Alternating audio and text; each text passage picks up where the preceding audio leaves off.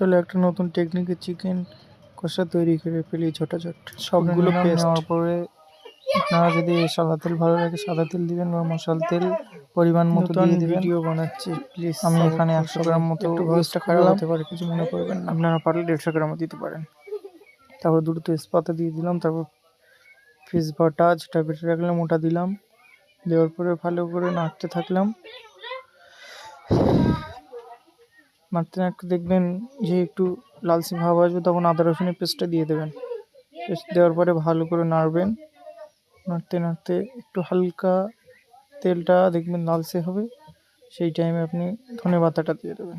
নতুন ভয়েস করছি, দিয়ে নাড়তে নাড়তে নাড়তে টমেটো পেস্ট ছিল ওটা দিয়ে দিলাম, দিয়ে এবার শুধু নাড়তে থাকতে হবে।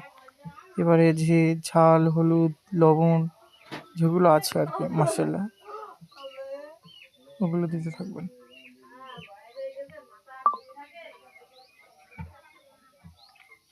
পরিমাণ মতোই দিবেন,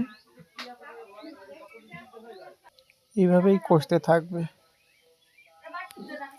একটা জিনিস মাথায় রাখতে হবে, যে যেরকমই খেতে পছন্দ করেন সেরকম পরিমাণ মতোই মশলা দেবেন।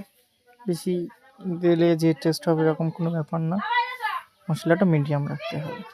তারপর কষতে কষতে দেখবেন দেখুন তেলটা পুরোপুরি ছেড়ে দিয়েছে, একদমই মশলা থেকে আলাদা হয়ে গিয়েছে তেল। তখন চিকেনটা দিয়ে দেবে, দিয়ে ভালো করে কষিয়ে, কোনো পানি ব্যবহার করার দরকার নেই। একটা ঢাকনা দিয়ে কিছুক্ষণ পরে তেল ছেড়ে দিলেই তুলে নেবেন, ব্যাস কমপ্লিট।